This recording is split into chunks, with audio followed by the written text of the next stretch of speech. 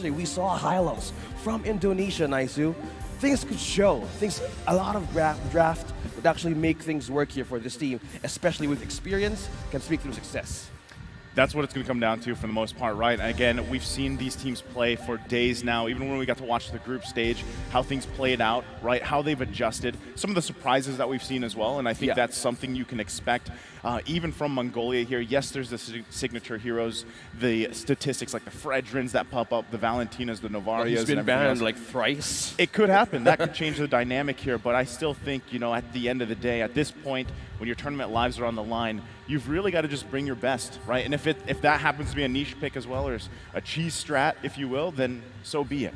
Well, it's a good thing to ponder upon, because if you think the dynamic will change today, well, in this kind of series, in the go big or go home situation, this is where your cards could actually give us a bit of a show for what do they want to have, or what do you want to happen in the game. So right now, let's throw it over to our host together with the players to welcome him on stage. Thank you so much, gentlemen, and that's right. It is time to welcome our two teams for the day to kick off our final day of competition before the grand finals. It's go big or go home. Win or pack your bags, and guess what? We have two great teams to be kicking off the day today. First and foremost, the boys mentioned it, but they are a team that took everyone by surprise with such a dominant performance, defeating Kazakhstan 2-1. They're a team of powerhouse sluggers. It's none other than Mongolia! This roster consisting of Aizen, Zora, Forbid, Bebix, and of course you know him, you love him, it's Ethan. Excited to see what this team can do in this matchup against what is going to be certainly a formidable opponent. Powerhouse team in the grand history of MLBB, a team that is loved by fans worldwide. It's none other than Indonesia!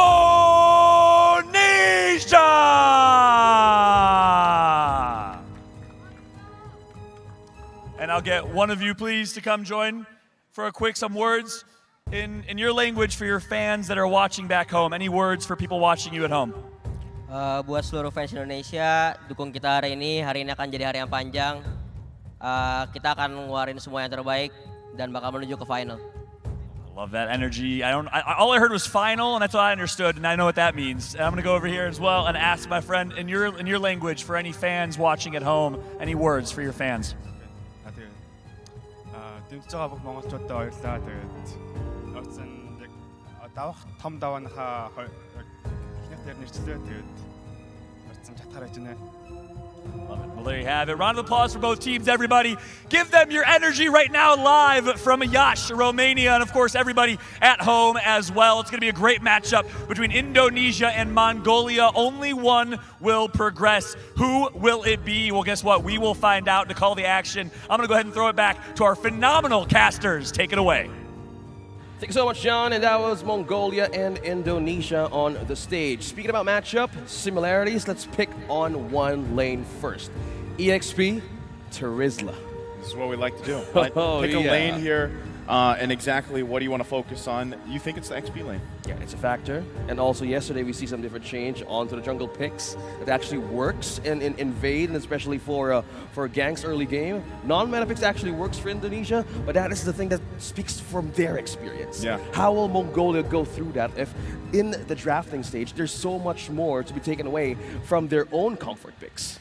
You know, and it's funny that you mentioned that, because right off the top of my head I'm thinking, man, it was great to finally see Joy come through, but not in the jungle. Yes. Like, not so much in the jungle, right? Even with that early first blood, like, still, you kind of see some of the weak points now where Joy is fitting into at least the jungle role.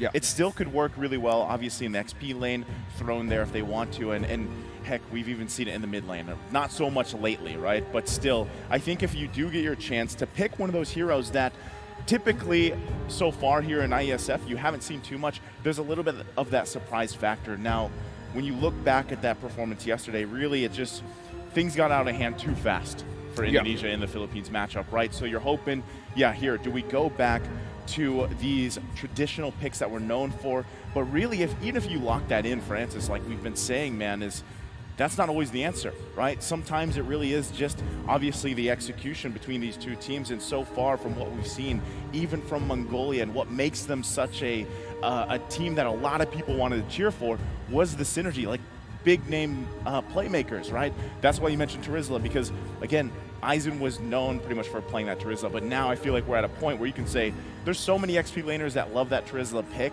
but really, you know, if you're just wasting those penalty zones to be on the defensive, like you're trying to defensively use that penalty zone out and you're not initiating them, then what is that pick really for, right? So if it's open, sure, take it, but you have to make sure that you're not countered as well. Now, speaking of counter, we've talked about Joy, we talked about Terizla. One thing that stood out to me from day number 1 on the performance of Mongolia, they were the first team actually to use the Cho just in the playoff stage on day number 1. And on the screens, we'll look at the lineup of Indonesia. We have Saken on the go lane, we have Superken in the jungle lane, we have Surizo in the XP, Moreno for mid lane, and Vin for the roam lane. So we're talking about pickups, we're talking about counters. So one thing that stood out yesterday was also the Franco. Yeah. The roam of Indonesia. I think Franco was like the so hero. much wonders yesterday. It's like the hero of the day, man. Day number 2. Hero of like the Yash 2023 pick. It's like Franco, man, you know? Longest chains, just completely having a great record, just having a perfect amount of flicker right onto your team. Amazing plays we've seen yesterday. Yeah. And even now, we could actually witness from these two teams could actually pick up in the first phase of the draft. So, you know, with that, again, you're kind of just expecting maybe in the Franco to either be picked up or at least banned out. Another really popular hero so far, too, has been the Baksha, right? And we've seen even in Mongolia like to opt for this. Let's take a look at the lineup here. It's Bebex in the gold lane, ZXO in the jungle, Eisen in the XP for Bid in the mid, and Ethan roam. And this is what we've seen, too, right? Even now that we're talking about roams here and how much of an impact they have through the course of the game, Ethan, you know, he really stood out even back again in the Asian Championships. He does also like to play some of the sustainability roams, and that has worked for them in the past, where you see him paired up with ZX Aura, maybe picking one of the assassin junglers and playing around that combination. If it happens to be an Angel Ling, could be, right? But again, when you're kind of expecting that first pick, let's just say off the top of our heads, it's going to be a Fredrin, you know that that's possibly going in the jungle, you know, you have to kind of decide, like, do we want to go utility versus utility for this? Yeah. Or do we want to go some of that faster pace style, right? But what we've seen so far, even the past couple of days here, OSX, is that it faltering, right? We've seen how easy kind of it is to shut down some of these assassin-based junglers, and then it just kind of comes to a fact, well, all I can do is kind of split push, right? At least you can do something there, but still it's kind of that big deciding factor on how they want to build up these team compositions. Well, speaking of composition, and also upping up the game on our marksman picks here, Melissa is also a similarity, as well as the Brody. He's talking about sustain. One thing they also capitalize on is the first pick on the Fred, and as well as the Eve, who's mostly, well, 70-80% shows up. Banned, rather. That's why, you remember yesterday we were actually seeing Eve banned out quite a bit, right? And we saw a little variation. I would say the most variation that we saw from the mid lane anyway was the Kagura pick. Yeah, right, when that popped up. But, you know, again, there's a reason why you have these two picks that are so actually, no, I should say 3 picks that are so dominant in the mid lane. You have Eve, you have the Navaria, and you have the Valentina, right? For the most part, like, that's where teams are going for. Yeah. And you you rarely see it where teams actually utilize a couple different bans towards one of those heroes, because, again, I feel like if you want to talk about the most staple, consistent lane, it's that mid lane, right? There's not a huge deviation from those hero picks there.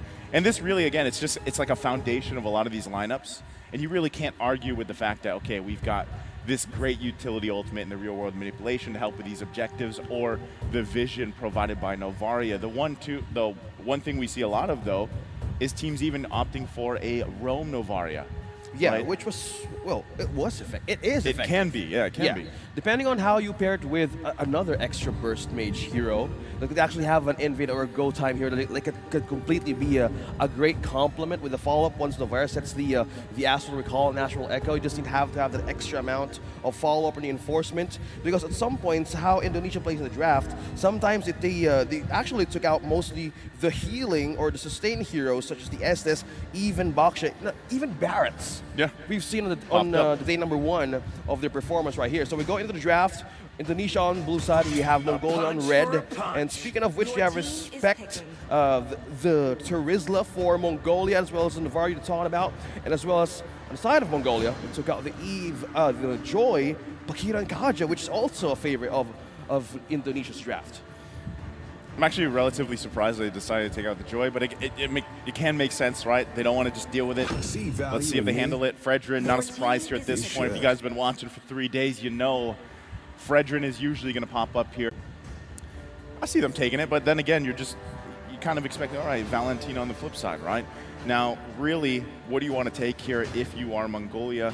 You can already secure, usually the roams would pop up, especially with Franco being open, but you don't really know if you want to go that route yet, right? Are you going the pick-off potential route? We could even see them lock in that first phase as we get through this, is some teams like to pick up their gold laners as well, right? Because we've seen so many target bans, I would say, on that lane, where then you're kind of left to the Irithils or the Claudes. And this pickup right here, Edith, there you go. Eve. There's the Eve, like you mentioned. Probably expecting a Valentina response over here, right? But the Edith, Good pickup though, because Indonesia banned out of Turizla. So one way to complement that knock-up, and also the CC with a great amount of RWM with a great amount of AoE burst, there is just the complete pair. But There's just the gold on the lane. staple, first 3 picks of Indonesia, they're doing great. We have the Valentina as well as the Claude. So you get the ultimate of the Eve, and there's the Claude with you. Still a perfect start. still a good start. One thing I'm wondering too is exactly where we want to see this Edith go, right? We've seen Edith go in the roam. We've also seen her go in the XP lane, right? So this is kind of left up here. We'll see if they actually want to lock in their gold lane as well, or go a different path, because if they don't, knowing that the Claude is already up, right, they can get narrowed down in the hero pool for that gold lane. But we usually see Bebex love to play the Beatrix, man. Or the Brodies. That's popped up too. He picks up the Brody. I think this is probably a safer pick. Against Claude, yeah. Yeah. So much distance, again, so much escape. With the skill set of these 3 picks from Indonesia, might as well secure that Thorn Upon Memory once it hits and activates the passive out of the Brody. Once you get enough damage items, that could be a great way of turning or taking down 2 members out of Indonesia, depending on how he scaled properly early game. So on to the second phase, how this ban would work for Mongolia is they might want to target down the EXP lanes that could actually complement this composition, since the Valentina has that can be the ultimate of the Eve and complement the Claude on their own. They took out the glue, so we're heading towards the target on the EXP lane. The good ban on the Paquito, and they trim down the glue. What's left here could actually be a Uranus paired with the Fredrin, and as well as kind of like a bit of a sustained type of EXP, depending on how will they approach the mid game. I like this too, right? Because essentially, like I was saying, you don't know 100% yet what Ethan is going to go for here, right? Now, this was a hero that Florin Ban was a hero that he actually does like to play here and there. You talked about sustainability, compositions. They could go for it, but still, this is what I love about these picks that are flexible for the most part, right? Again, even Fredrin has that kind of playing power, because a lot of the times when you see him picked up first pick on the blue side, it doesn't necessarily mean he's going to be parked in the jungle, right? So he is able to go in the XP lane as well. We get through the second phase. Mongolia knows it, right? They take out the glue, they take out the Yuzhong, they're focusing on that XP lane. And like I was saying, we don't know, right? Where is that Fredrin going? But they want to cover their bases for now. And that just is the plan for Mongolia here. Since you're going for the question that this flexible hero for Fredrin could actually end up on EXP on the jungle, I'm thinking something different. What if they pick up a different one or a different route with the Lancelot or a Bane? I mean, Bane's better than Bowman. We saw. No, I mean, it can work. Yeah, you're right. It can work. Still, it takes a certain degree, right? Because since Paquito is banned out by Mongolia, yeah, just thinking possibilities. Indonesia has a way of like continuing their own flavor here. So Baksha, though, they took it out, and that's one of the things they banned out from the game number 1 when they started in the playoffs. Do they want? I'm wondering too, because we've seen this even from the combination alone, but maybe Indonesia feels like they want to pick up an Angela possibly here. We've seen that paired up a lot with Claude's picked up, right? This could be the possibility they're going for. Them taking out the Baksha means that they don't want to deal with some of that tankiness. Again, we were really talking about that pick alone just how much utility there is in a Baksha pick, not just through the passive, but how tanky he is, right? Usually the response, this is the classic matchup right here. If it is the Fredrin in the jungle, then you have the Martiz for the response. But honestly, really when a Martiz is locked in, man, we see a lot of just reactive play with Martiz. But there's even times, one of the great things about him is the fact that you can provide a ton of damage for your team. Yeah. And just clean things up, right? That's the way the Decimate works, and that's why it's so great and a threat here. So let's see what the response is from Indonesia. They got their final 2 picks. And you've taken out the Baksha. Also, one thing to consider is either the Lapu-Lapu, we're thinking about the Lapu-Lapu, either for some possible entry, a Bane, or even a Lancelot, just in case they want to push this Fred into a different role. How about the Khalid? Oh, the Khalid Is there a redemption arc here? Yeah, but okay. Okay. A different route. We have the Grok, fair enough for the EXP, and as well as just this X-Borg specifically, also a great entry on the back line of having an Eve and a Brody who has more protection far away. So this is one way of like forcing something out, again, for Mongolia's protection. Yeah. And what I love about the export pick is too, is still technically, you know, before we get the switches here situated, you would also be left to wonder, like, does Export work in the jungle? Like, you can switch it up. We've seen him work there before, right? And it actually works really well. They could still flex it around, but you're just kind of assuming, all right, Fredrin in the jungle, XP, evenly distributed for their damage department. Last pick, though, for Mongolia. Oh, will this be the Lapu-Lapu here? Will this another be a chance to just execute with the knockup? But yeah, There it it's a is. Kufra. Good thing that it has a bit of a catch, a slow, and also a great ultimate that can land up against a Grok. So paired with an Eve especially, there's so much CC right now on Mongolia that this is the time of Bebek to even have a good time in the gold lane. You've mentioned about having a good way of executing a holiday of a marksman. The gold lane experience. The gold lane experience, that needs to happen right now for Brody, for the damage department to actually work with Mongolia. Okay, I like it, right? Edith going to be in the XP lane against that X-Borg here. Solid choices too at the same time. Kufra alone, though, has had a phenomenal performance just in the hands of a lot of these great players so far, right? For the most part, even having that ability to find your setups at different angles, throwing off the team is going to be crucial here. And like you mentioned, CC in the favor of Mongolia's lineup right now, right? But can they really play around this? We'll find out. Oh, it's game number 1. Let's go big or go home. But this is the first match of the day. We're heading in for a pause and a breather. This is the match of Indonesia and Mongolia. Starting the day right here. Oh yeah. But, you know, as we wait to jump into that this game, again, looking at the lineups, right? My biggest thing always when we see this across the table is really the biggest variation, and I know X-Borg has started to rise up in popularity, you know, for the most part. There was a time where he was just not seen like at all, right? So my thing here for Cerezo is especially how do you utilize this in the XP lane, because we've seen it picked up before. It hasn't worked the best, at least, you know, here in this tournament for based IESF. on stats. Yeah, based on the stats. So, you know, the work there for Cerezo is going to be kind of cut out for him, but at the same time, you've covered a lot of these boxes basically by having, you know, relatively a pretty safe jungle. You should have a good time just farming up, focusing on those objectives, because we know that Indonesia, for example, has really, really mastered the objective takes, right? The turtle dances, the lord dances. They like to bait out their opponents, some of these early battle spells, some of these early abilities that they can get out and then punish the enemy. So if you're looking at Mongolia, a team that is known for their aggressive kind of style, right? They really like to just come out swinging. They have to be able to control some of that, right? Still be aggressive, still be decisive, because if you really want to topple a team such as Indonesia, such as the Philippines, you have to be able to actually set the pace, set your own pace, not get, you know, along for the drive the whole time here. Yeah, it's all about having the right tools, especially in the early game. But just by looking at the rotation, you've seen actually Eve paired with a Kufra. A lot of ways that they can delay jungler's path towards the orange and the purple. It's about getting the vision as well for Mongolia. But for the side of this, for Indonesia as well, a lot of things would actually work in terms of burst. You have a last insanity. You have one way of getting out the RWM from that Eve with Valentina and also the Grok for Indonesia. A lot of things could be shut down early game if they can actually have a quick visit on each of the lanes. Because as of now, a lot of ways that they can actually have this Claude activated earlier is having more or even aid the goal lane as soon as possible. Yeah, I think that's part of it, right? We've seen so many teams do this too, is really just focusing on that gold lane.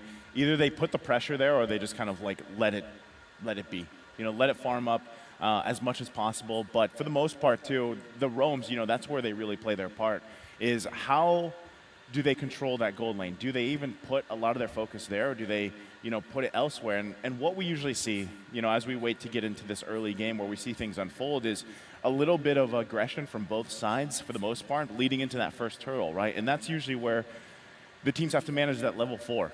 You know, getting those ultimates available as we jump in here for this game. Again, game number 1 between Indonesia and Mongolia in this best of 3, deciding on the tournament lives here for IESF. Okay, let's take a look on the on the envelopes of Super Ken and Salkin. We're seeing more of the staple picks for these heroes to survive early game. We have Electro Flashes, we have 2 Impure Rage for Cerezo as well, and for Moreno, capitalizing on those spokes. We've seen the Impure Rage hybrid build yesterday. For damage heroes, for assassin heroes, you have that adaptive damage that you can actually utilize. But knowing that the X-Org doesn't have any mana, you get extra attributes for that. Yeah, and I think, you know, again, look at this, like, this is what you need to do, especially if you lock in the Grok here.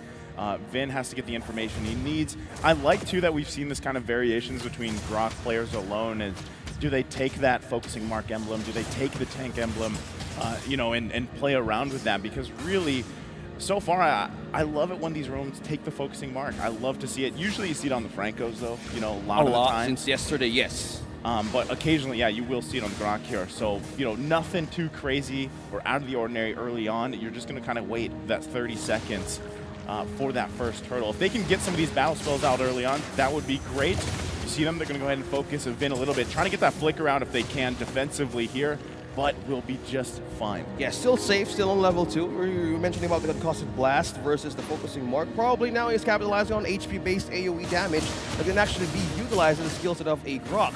Knowing that you're on for a vision, you're on for pokes, you might want to survive the first wave of like pokes and exchange damages early on, especially for minute 2. No wonder he just keeps on going on to the river, checking on the jungle. But now, first sort of stuff for the game, we have Cesarin as Super Ken. No members yet following up for reinforcement, but maintaining the border here, we have Indonesia and Mongolia present.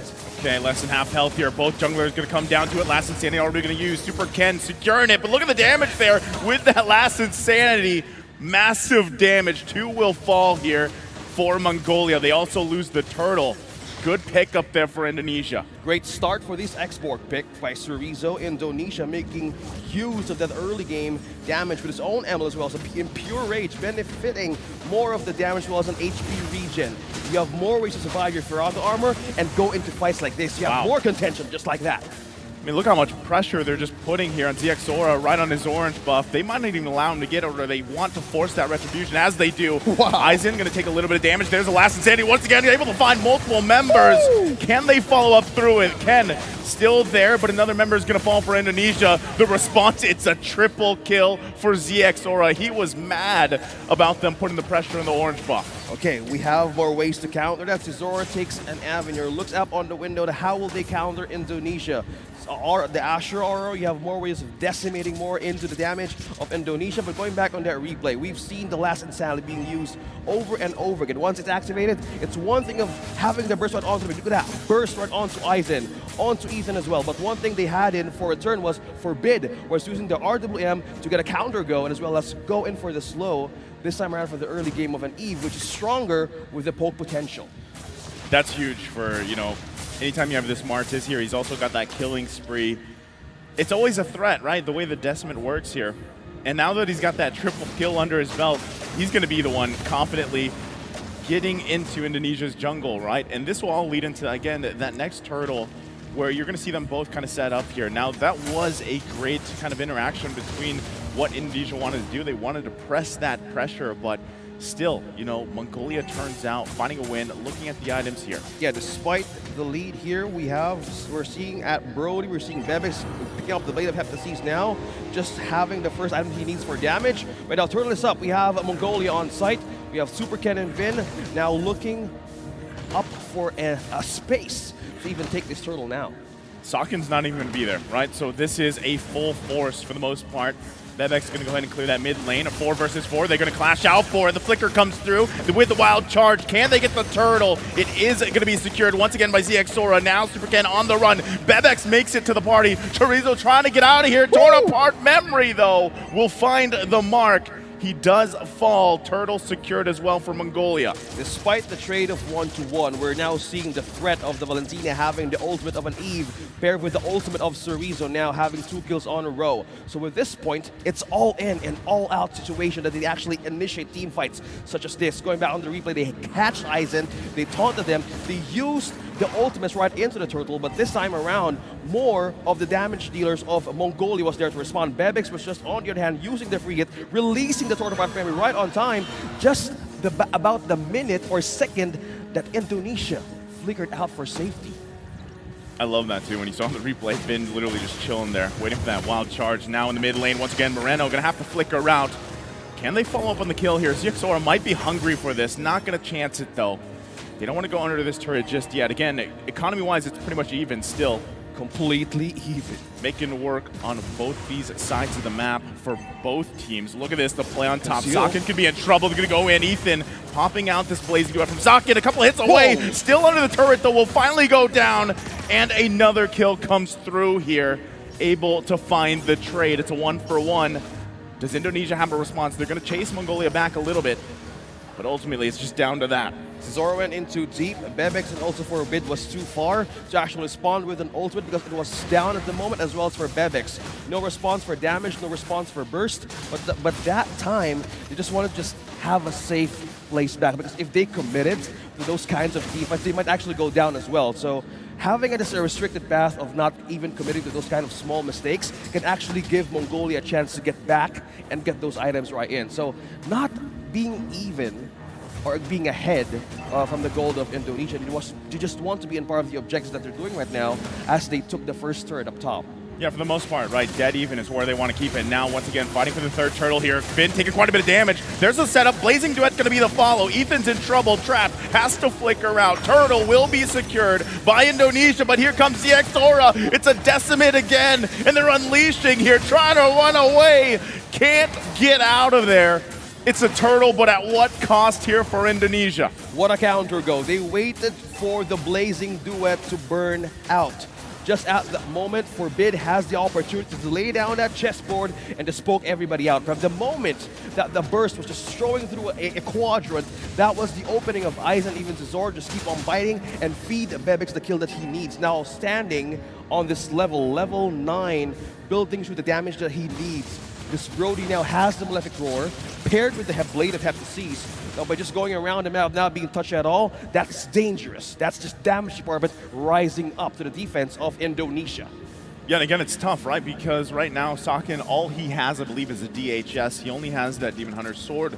Not there yet, just where he needs to be on the quad, right? You need some time for the gold to go in your favor. One thing that you know, until just recently, the past couple minutes here, they were keeping it close together. That's great, but at this point, they've got to have a response, you know, and I was saying this earlier, Ethan gonna jump in again, nice rage there, finding 3 into the RWM, there's the wild charge, can they have a counterplay? Super Ken's in trouble, Aizen able to pick up the kill, 2 down for Indonesia, ZXora sees blood here, but will back off, 3 members on the run, Mongolia coming through, it is only Ethan that fell there.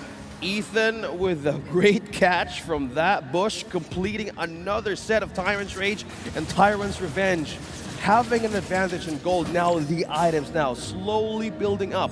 Defense items present, we have the Dominance Ice, as well as the Athena Shield for the protection of the Edith against Moreno. Now he's on level 10 with the pokes. She might as well wants to secure that way of like not being burst down quickly. For the side of Eve now, he has the glowing one as well as the Ice Queen one. That's slow. That Scorch Power burning once it hits. Having the Impure Rage right now amplifies more of the damages now that the Eve that can do for the side of Mongolia or Indonesia.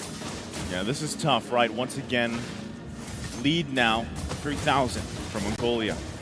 This first Lord of the game is up. Ethan gonna just go ahead and poke down a little bit. They get with onward. Chorizo's a little bit in trouble. He does have no mortality, though. Not to mention, he's still got the last insanity, but I'm not sure. Do they actually want to contest this? Super Ken trying to get in position here. Frog armor's down though. Yep, Superkin there. A little bit of low on the Lord. Still going to come down to the Retribution. Ethan will jump in. He goes in with a flicker. Secured by ZX Sora. The fight's going to break out. Zorizo on the run. Finn goes and falls. Zorizo still alive. Has to back off here. Mongolia just playing the smart game. Super Ken was trying to be there for that Retribution battle. Not able to get it though. That was a good stun onto two members of Indonesia. Look at this. Ethan just jumped, catches two. Zorizo and Super Ken. How do you manage to press that precision? Having that decisiveness to even steal that objective. A great way of diverting the attention of Indonesia. Who do you take? The marksman or even the mage hero of Mongolia? But just at that point, Ethan knows what to target here. For most of the team fights, getting the quadrant for Bid's way of using the RTM properly, it's a team fighting danger for Indonesia once it has been placed there. Forbid has been on point, right? A lot of these real-world manipulations are just playing a huge role in a lot of these fights, and you know, whether that's on Forbid or Ethan starts things up and followed by Aizen, it's just all on point. And this is what I was talking about, OSX, before we even got to the draft. I said Mongolia, they garnered a lot of this attention, a lot of these fans, because when people started watching them compete around the world and even back in Riyadh and in their own qualifiers, they were like, wow, look at this team. Look what the type of synergy that they have is some of the best in the world. And you're seeing it happen right here in this game number one. They've garnered themselves a great lead here. Now, Indonesia, what do they have to do? What do they have to do to bring themselves back into this game? Right now, Brody has an additional item picked up earlier. He has the Demon Hunter Sword, bred with the weight of half the seas, as well as the Malefic Roar. Right now, this is just piercing power through the sustain and the tankiness of a Fredrin and as well as Finn. So that's one that they need to be careful. They have the damage department now that we're talking about back in the draft, that the damage should come from Bebix alone, even at this state of the game. 12 minutes, they have the tools right now. If you're seeing how will they get back in this game, probably get more items for Socken. Even having two deaths, being a Claude, it's not too far gone yet for Indonesia. What they need to do now is get more time here for their marksman and as well as Zorizo, because damage potential down in the late game could actually show if they keep on continuing breaking the base slowly for Mongolia. Because if they keep on coming in those team fights, man, it could get messy. Things could go wrong if they want to pull out something really good in the late game. The way I see it is like, if you're Indonesia, number one, how do you get to Bebex, right? For the most part, he's popping off here. And that's one of the reasons why a lot of teams opt for Brody. You can kind of just get those marks off, and then, you know, you really don't have to be too close comparison to other marksmen, and then you just torn apart memory. For the most part, you try to profit off that, right? And it makes it even harder when you're working against, again, real-world manipulation, trying to get through there. So you're not only trying to avoid getting set up from Ethan, the power of the Kufra is the fact that he can just go ahead and charge up and slingshot in basically like this from different angles. You have to be able to respond from that and avoid it, right? And then figure out how to get to Forbid, figure out how to get to Bebex. As this Lord now half health here, you can see them trying to zone them out. Super Ken's got to get in position here with ZX Aura. They might reset this. They might try to actually initiate this. Mongolia is waiting here patiently. Ethan gonna jump in, finds the mark he's looking for. Sokken's gonna unleash though. They actually get rid of him quickly. Moreno will fall and they're still going. Sokken's gonna fall as well. They're losing a ton of damage here. Bebix. They have to get out. Ethan gonna flicker in right on Super Ken. Can't get away. 3 down for Indonesia. There's damage all over. Ethan getting the right points, the right set, and the right person to knock off Moreno was the first one to fall down. He has the ultimate of the Eve now in the base. Mongolia, here they go, knocking slowly. They gotta clear the minions here. A couple hits away. Crystal's gonna be worked on, but with that last insanity, Zorizo buys a little bit more time for Indonesia. This could be the call. Mongolia decides to make their way to the Lord. They're quite low though. They might have to be careful about this. All the members of Indonesia will be up, but can they stop this in time? It looks like they might just call to defend. Lord's going to be taken care of very quickly. Last turret on the mid just fall down, opening up the base for a siege march by the Lord a few seconds from now. if you're talking about how will they get a comeback here, let's check onto the defense of Fredrin right now, or specifically for Super Ken. And Tigras' presence was the Immortality was Molten Essence.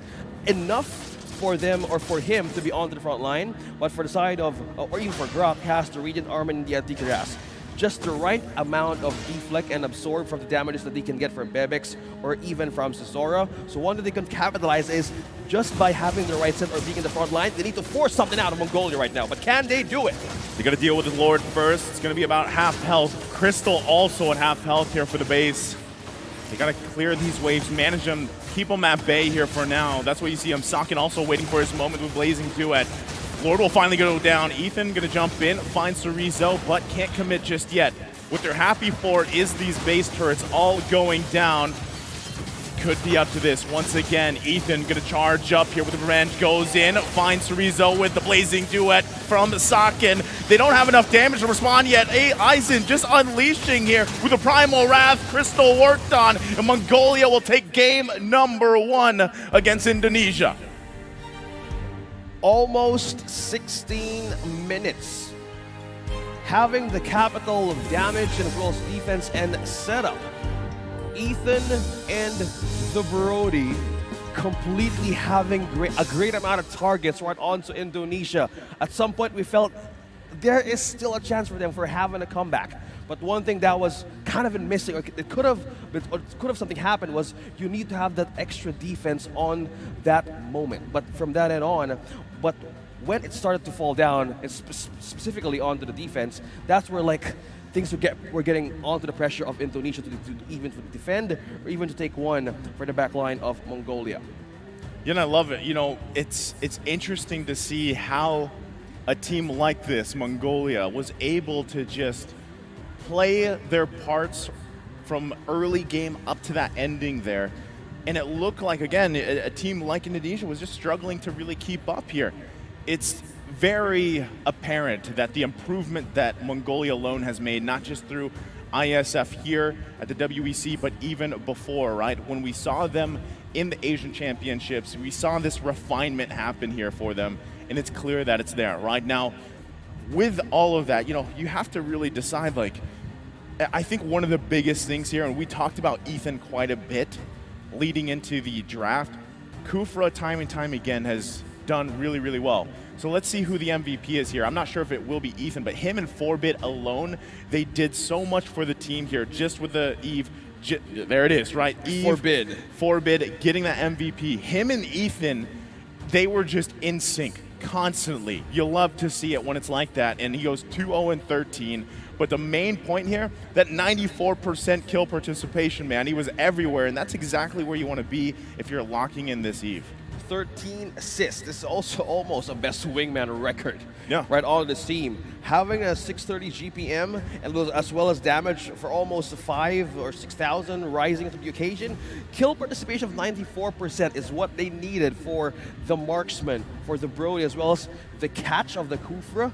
Just landing on the right setups. Yeah. Ethan having the game sets where could Indonesia be gave them so much avenue to keep on feeding the kills onto that marksman.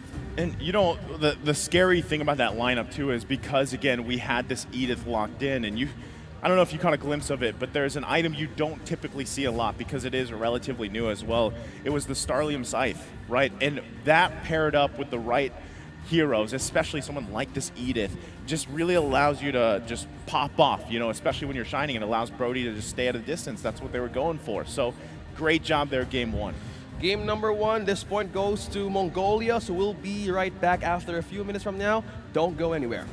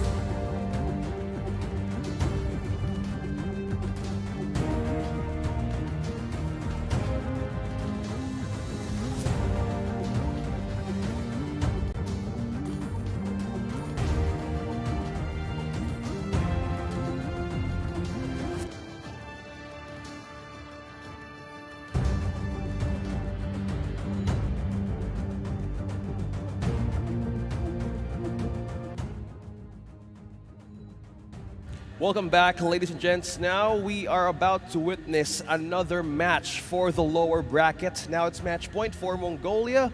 Now is the time for Indonesia to finally bounce back for this best of 3. It's not impossible to make it for 3 games for the starting part of the day, Naisu, because we've seen a lot of great things from this team yesterday, and today is go big or go home for this lower bracket. That it is indeed, right? And based off what we saw from the game 1, there's got to be some adjustments, quick adjustments from Indonesia, and I feel like that's what we can expect. We asked for a 3-game series, at least to start off the day, and hopefully more for the day, but this is where it could happen, right? And once again, you saw some great things from that game 1, you know, early on and how things kind of set into place, but still you're wondering how they want to adjust for the draft here. Now also, just for everybody watching around the world on stream for us, we do have more codes for you guys. Their skin drops. I believe they're giving away, what?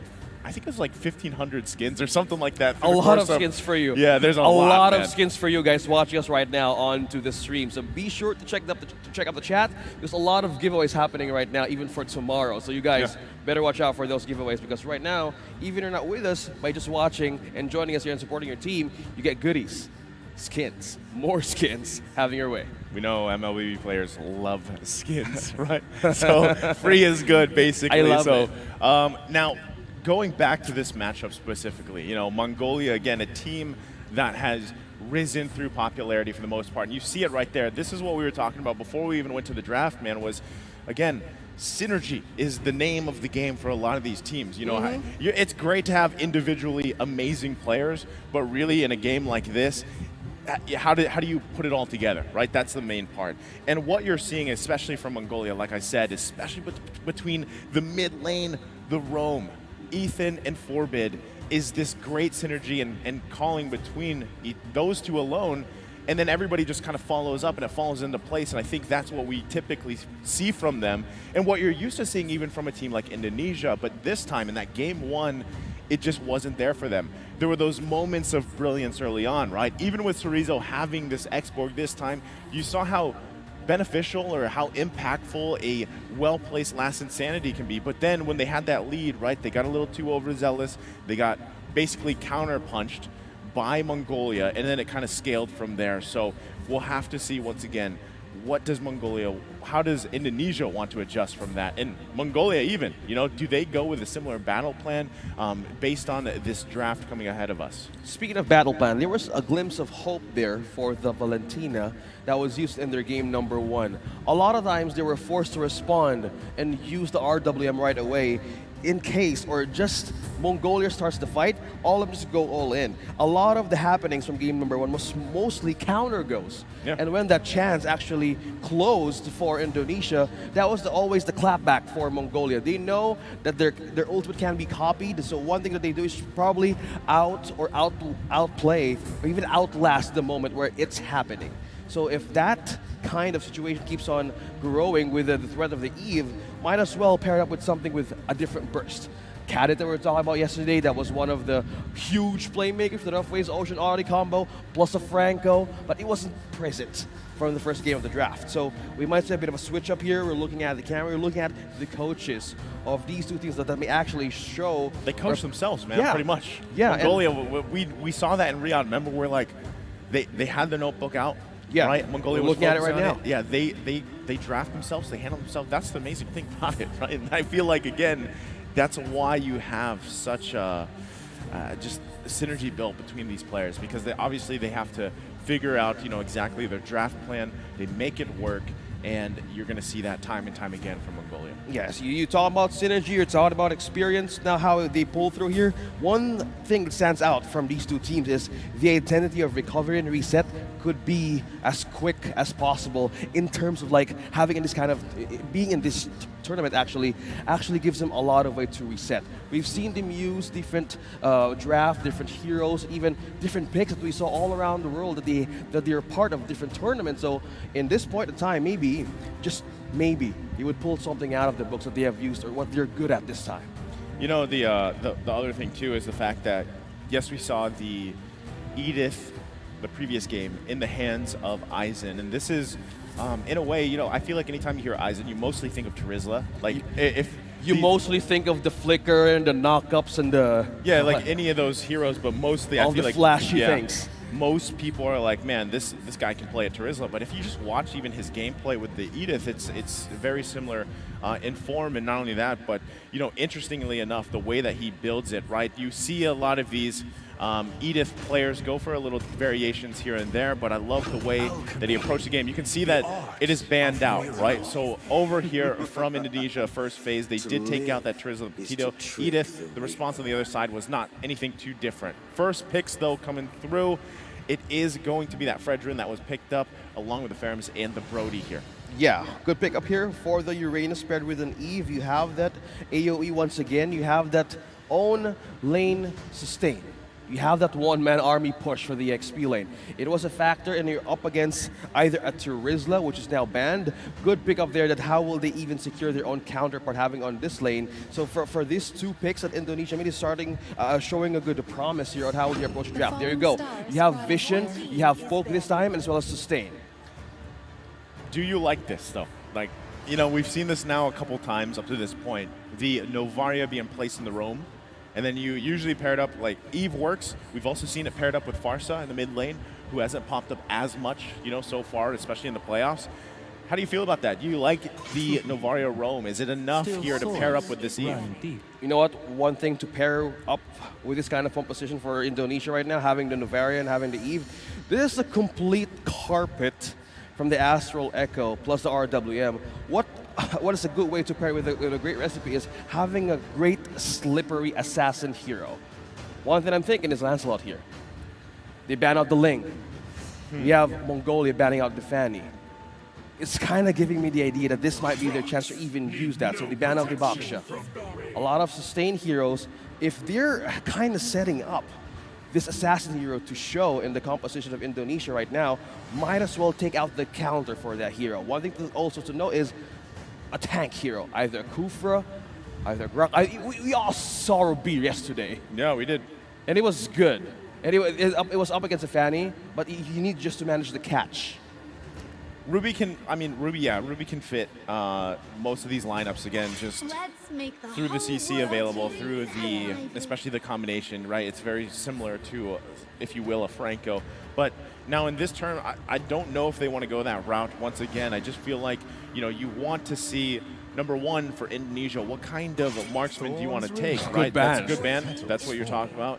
Some of these assassin jungler options. Now for this, again, marksman, you know you're going to be going against the Brody here, right? You have to be able to have a better time than what just happened on the Claude, right, for Sakin. He needed too much time for the majority of that day, of that game to actually have that impactful blazing duet damage, which you're looking for, right? So not sure if he wants to go that route again. It might be better to have a different route. Whether that's the Beatrix here, it's just an all-arounder. It fits every pretty much situation possible. You could do that.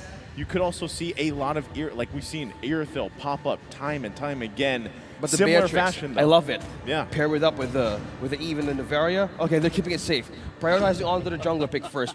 It's a good pick with the Martis. You have the catch. You have the follow-up from the Astral Recall. So good things to consider here is they're going to go with the last pick with their marksman. Either go in for the Beatrix or even for, as you said, well, since the Brody's taking a good hover here, we are looking at the glue.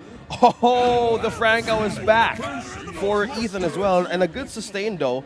Glue versus the Uranus. You have that spam, you have that poke, you have that lane to just be independent for a great setup heading towards your first objective. Now, looking at things at present, now you either might as well take the Beatrix with this composition, but they're going for the Melissa, which they actually had a great performance from the second day of the playoffs.